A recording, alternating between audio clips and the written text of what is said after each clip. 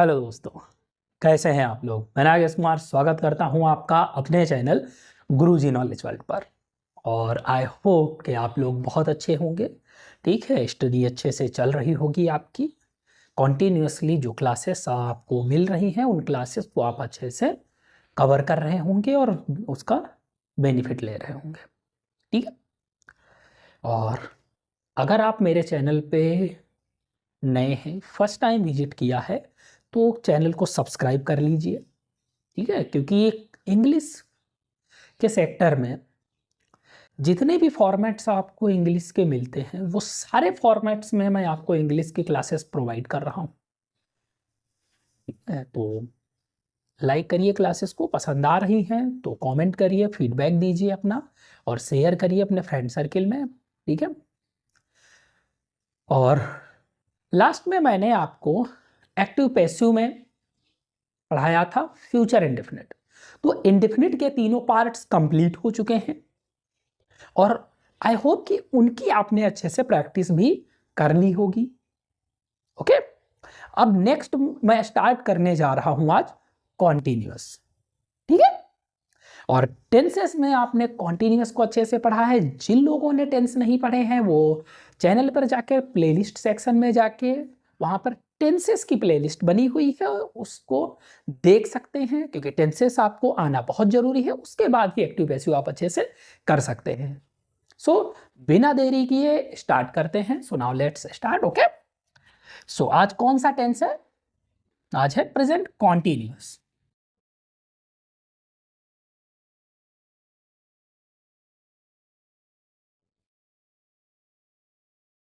Present continuous, ठीक है। Okay, I hope. Present continuous में आपको मैंने बताया था कि जो टेंस की हम अगर बात करते हैं एक्टिव वॉइस की, तो इसमें क्या होता है, subject plus helping verb plus ING form आती है, लेकिन पैसिव में आईएनजी नहीं आती। ठीक है, पैसिव में कौन सी फॉर्म आती है? थर्ड फॉर्म आती है। तो उस आईएनजी का मेन सिस्टम करना है कि उसको हम कहां रखें, कैसे रखेंगे, बस यही इतना सा थोड़ा सा चेंज है स्ट्रक्चर में, बाकी सब सेम ही रहता है।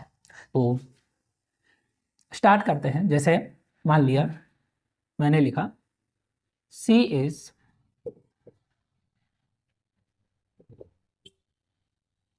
Reading her book. ठीक है, दूसरा लिख लेते हैं एक और। मान लिया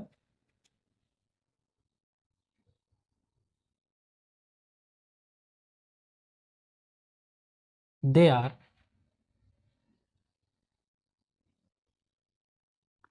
वॉचिंग द मूवी। ठीक है, तो इस तरीके से क्या है, ये सेंटेंसेस दिए होते हैं। देखिए, सब्जेक्ट है, फिर हेल्पिंग वर्ब है, उसके बाद आईएनजी फॉर्म है, फिर ऑब्जेक्ट होता है। स्ट्रक्चर में देखिए क्या होता है इसके, और ये कौन सा टेंस होता है? अफर्मेटिव। इनको अफर्मेटिव या पॉजिटिव भी कहते हैं। तो सबसे पहले जब पैसिव बनाते हैं तो क्या आता है? ऑब्जेक्ट आता है सब्जेक्ट की फॉर्म में, प्लस उसके बाद क्या आता है? Helping verb. अब हेल्पिंग वर्ब कोई भी हो सकती है, डिपेंड करता है ना। तो हेल्पिंग वर्ब में इस टेंस में स्पेशली हेल्पिंग वर्ब क्या है? इज एम आर है, तो इज एम आर ही रहता है। ये एक प्लस पॉइंट है आपका कि इसमें हेल्पिंग वर्ब आपको अलग से बदलनी नहीं पड़ती। लेकिन अब हेल्पिंग वर्ब के बाद में यहां देखिए आईएनजी है, और कॉन्टिन्यूअस तभी होता है जब उसमें आईएनजी फॉर्म लगी हो, वरना कॉन्टिन्यूअस नहीं होगा। तो क्या करते हैं हम इसको प्लस यहां पे बीइंग लगाते हैं। ठीक है, बी क्या होती है? V1 होता है, उसमें आईएनजी यूज करते हैं, प्लस अब बीइंग के बाद में वर्ब की थर्ड फॉर्म आएगी, प्लस बाई, और उसके साथ में क्या आएगा? देखिए, यहां सब्जेक्ट है, ये ऑब्जेक्ट, ये वाला ऑब्जेक्ट पीछे जो होता है, ठीक है, वो आगे चला जाता है, और आगे वाला जो सब्जेक्ट है वो पीछे चला जाता है, लेकिन ऑब्जेक्ट की फॉर्म में आएगा। वो मैं पहले ही डिस्कस कर चुका हूं। ठीक है, बता चुका हूं आपको कि सब्जेक्ट और ऑब्जेक्ट कैसे यूज करते हैं। ओके, ये हो गया इसका स्ट्रक्चर। बाकी अदर वर्ड्स लास्ट में लग जाते हैं, वो आपको पहले से ही पता है, मैं ऐसा बताता आया हूं। अब इनको ट्रांसफॉर्म करते हैं, तो कैसे करेंगे? सबसे पहले क्या है, ऑब्जेक्ट, क्या लिखा है, हर बुक, तो यहां तो कोई चेंज होगा नहीं, ये हर बुक ही रहेगी। फिर इज एम आर सिंगुलर है तो इज लगेगा, इतना भी आपको पता है, इज। फिर बीइंग, उसके बाद में वर्ब की थर्ड फॉर्म, रीड की थर्ड फॉर्म क्या होती है, red, her book is being red. उसके बाद बाय, और क्या है, सब्जेक्ट आएगा क्या, सी का ऑब्जेक्ट फॉर्म क्या होता है, her, so her book is being read by her. Okay, यहां देखिए ऑब्जेक्ट क्या है, द मूवी, ये भी सिंगुलर है तो यहां पर भी क्या लगेगा, इज। उसके बाद बीइंग, V3 क्या है, वॉच, वॉच की V3 क्या होती है, वॉच्ड बाय देम, देखिए ऑब्जेक्टिव फॉर्म देम होती है, so the movie is being watched by them. Okay, clear, ये हो गया आपका अफर्मेटिव पार्ट।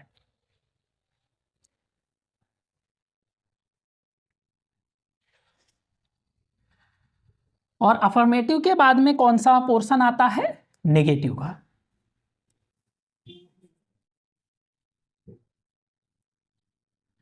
क्या आता है, नेगेटिव। तो नेगेटिव में मैंने आपको नॉट प्लेस करना बहुत अच्छे से बताया है, तो नॉट प्लेस करिए। जैसे क्या हो जाएगा, she is not reading her book, they are not watching the movie, ये नेगेटिव हो गया, क्लियर। अब स्ट्रक्चर में भी नॉट क्या होगा, हेल्पिंग वर्ब के बाद में नॉट लग जाएगा, सिंपल सा इतना सा चेंज होता है अफर्मेटिव से नेगेटिव में। नेगेटिव में होता ही क्या है भाई, नॉट लग जाता है, हिंदी में नहीं आ जाता है, इंग्लिश में वही नॉट हो जाता है, उतना ही, बस उसकी प्लेसमेंट याद रखनी है कि उसे हम प्लेस करेंगे कहां, तो वो कहां पे करेंगे, हेल्पिंग वर्ब के बाद में करेंगे। बनाते हैं इसको भी, देखिए her book is not being read, यहां पर भी क्या है, the movie is not being watched by them, तो ऐसे होता है नेगेटिव। ओके,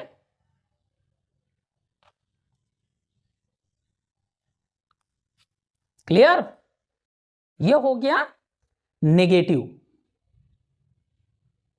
कॉन्टिन्यूसली प्रिपेयर करते रहिए, जो भी आपको पढ़ाया जा रहा है उसकी एक्सरसाइजेस जो मैंने आपको बताई हैं कि बुक से एक्सरसाइजेस जरूर करिए। ओके, क्लियर, आ रहा है समझ में। इसके बाद क्या आता है, इंट्रोगेटिव आता है।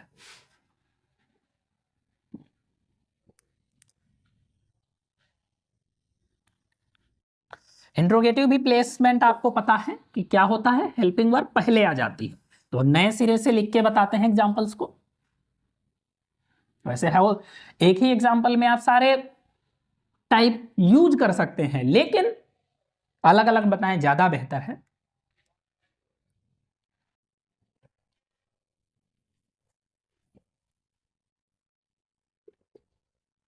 ठीक है, तो जैसे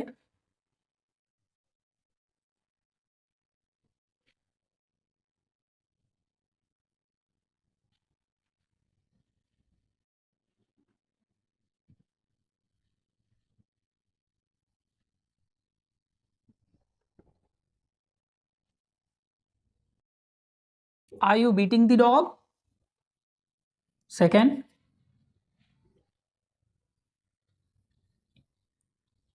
एम आई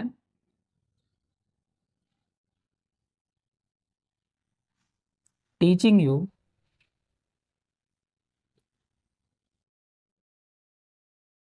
इंग्लिश, क्या मैं तुम्हें इंग्लिश पढ़ा रहा हूं, क्या ये तो क्या तुम कुत्ते को पीट रहे हो, इस तरीके से। ओके, कुछ मजा नहीं आ रहा, लग रहा है। चीज क्या है ना कि अभी आपका प्रीसियस टाइम है, पढ़ने का टाइम है, तो पढ़ते रहिए अच्छे से, बाकी मौज मस्ती मजे सब आते रहते हैं, अदर भी ले सकते हैं, पढ़ने के टाइम पे पढ़िए। लेकिन फिर भी मैं सुनाता हूँ आपको कि कभी कभी एक ऐसा टाइम आता है कि मतलब बिल्कुल हर चीज से एक मोसा उजड़ जाता है। ठीक है, कि कहते हैं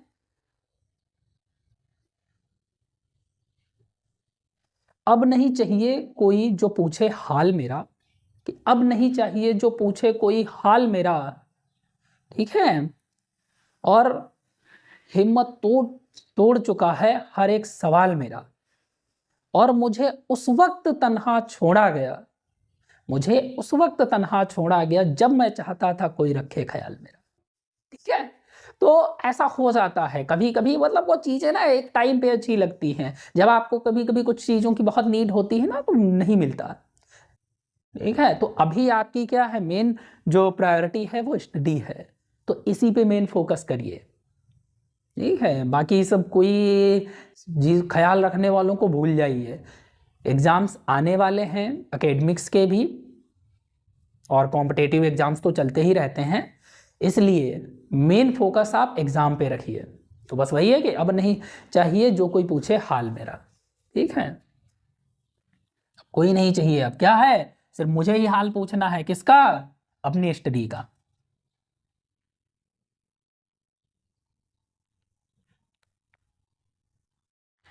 अब देखिए इसको कैसे कन्वर्ट करेंगे। तो सबसे पहले इस एम आर यानी हेल्पिंग वर्ब आएगी, स्ट्रक्चर को चेंज कर लेते हैं। इस एम आर पहले आ जाएगा, और जो हमने ऑब्जेक्ट लिया था सब्जेक्ट के फॉर्म में वो पीछे चला जाएगा। इतना सा चेंजमेंट होता है आगे से पीछे। क्या बनाइए, डॉग है, सिंगुलर है, इज द डॉग।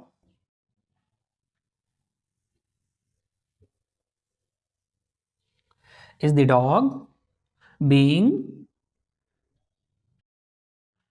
V3 क्या है, बीट, बीट की V3 क्या होती है, B10।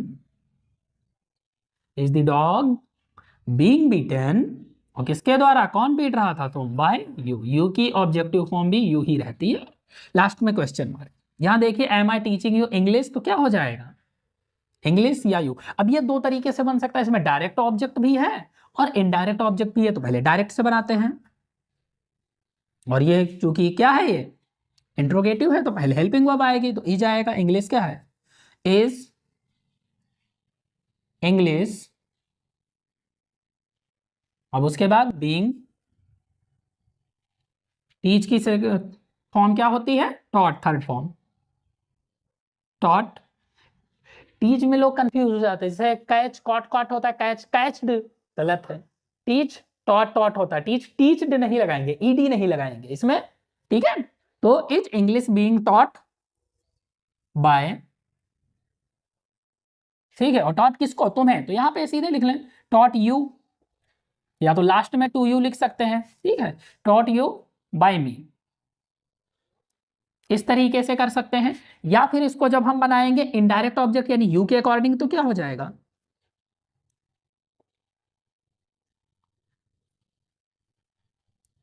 आर यू बीइंग, ठीक है, टॉट इंग्लिश बाय मी। इस तरीके से भी इसको कन्वर्ट कर सकते हैं। Got it. आशा करते हैं कि आपको समझ में आया होगा। इंट्रोगेटिव के बाद में अगर नेगेटिव भी आ जाए तो क्या करेंगे, तो क्या हो जाता है, अगर इंट्रोगेटिव नेगेटिव होगा तो नॉट बढ़ जाएगा। नॉट का प्लेसमेंट आपको पता है, जब इंट्रोगेटिव नेगेटिव आता है तो सब्जेक्ट के बाद में नॉट लगता है।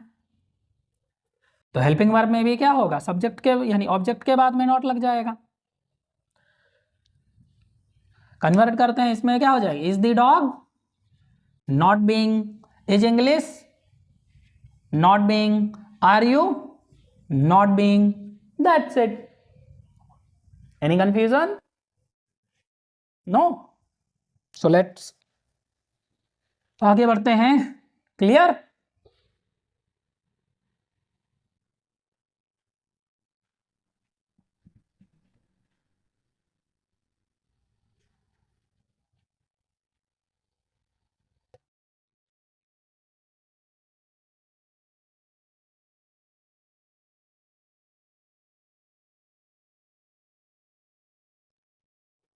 क्लियर।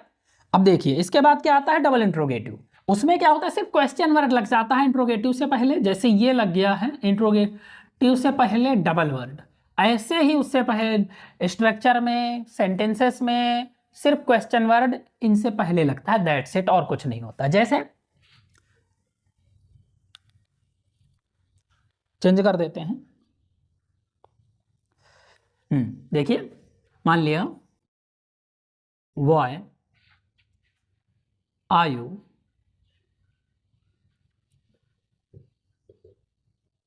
Writing a letter. अगला हु इज कॉलिंग यू। ठीक है, तो ये हु वाला तो मैंने आपको बताया ही था, ये हु वाला याद रखना बहुत जरूरी है, ये अक्सर आ जाता है। तो इसको ट्रांसफॉर्म करेंगे, यहाँ सिर्फ क्वेश्चन वर्ड बढ़ा देंगे स्ट्रक्चर में, दैट्स इट, और कुछ नहीं करना है। ये क्वेश्चन वर्ड सेम यहीं पे लगा रहता है, बाकी जैसा अभी इंट्रोगेटिव में बनाया है वैसे ही बनाना है, वैसे ही ट्रांसफॉर्म करना है। तो क्या हो जाएगा, वो आए लेटर है तो इज अ लेटर, उसके बाद में बीइंग, फिर क्या है, राइट की रिटर्न होती है बाय कौन है, यू। ठीक है, यहां पर भी देखिए हु क्या क्या हो जाता है, बाई हुम, तो मैंने दोनों वजह पहले ही लिख सकते हैं इसको, बाई हुम, फिर क्या है, इज या आर यू बीइंग कॉल्ड, इस तरीके से। ठीक है, तो ये तो है पहले लग गया क्वेश्चन वर्ड, उसके बाद में इज एम आर आ गया, फिर ऑब्जेक्ट आ गया यू, फिर बीइंग कॉल्ड, क्योंकि ये बाई हुम अगर पहले नहीं लगता तो क्या हो जाता, बाद में you are being called by whom, ऐसे करके बोल सकते हैं। ठीक है, क्लियर। इसमें नेगेटिव का होता ही नहीं, who is not calling you, तो ये सिर्फ कहने की बात होती है, तुम्हें कौन नहीं बुला रहा है, ऐसे करके। बाकी आम बोलचाल में कह देते हैं, ऐसे सेंटेंसेस नहीं आते। नेगेटिव में बनाना हो तो बस वही चीज़ है, why are you not writing a letter, तो क्या हो जाएगा, why is a letter not being written by you, बस इतनी सी बात होती है, दैट्स इट, अदर कुछ नहीं होता। क्लियर। तो इस तरीके से हम ऐसे सेंटेंसेस को यूज करते हैं प्रेजेंट कॉन्टिन्यूअस टेंस में। इज एम आर का याद रखना है कि उसके बाद में हमें बीइंग लगाना है, इसमें मेन वर्ड क्या आता है, बीइंग। बाकी जैसे आपने अभी पहले स्ट्रक्चर किया था कि सब्जेक्ट ऑब्जेक्ट की फॉर्म में आगे आएगा, देन हेल्पिंग वर्ब आएगी, और उसके बाद में थर्ड फॉर्म आएगी, प्लस सब्जेक्ट पीछे चला जाएगा ऑब्जेक्ट की फॉर्म में। ओके, तो वैसे ही क्या है, यहां पर बस हेल्पिंग वर्ब के बाद में बीइंग वर्ब बढ़ जाता है। क्यों बढ़ जाता है, क्योंकि ये कॉन्टिन्यूअस है, और कॉन्टिन्यूअस में आईएनजी फॉर्म आना कंपलसरी है, अदरवाइज ये क्या होगा, कॉन्टिन्यूअस नहीं होगा, वर्क कंटिन्यू नहीं होगा, इस वजह से इसको यूज करते हैं। सो आई होप कि ये भी टेंस आपको समझ में आया होगा। और क्या करना है, आपको अपनी बुक से इसके क्वेश्चंस की प्रैक्टिस करनी है। कॉम्पिटिटिव एग्जाम्स के स्टूडेंट्स को प्रीवियस ईयर में जो भी क्वेश्चंस आए हैं उनकी प्रैक्टिस करनी है।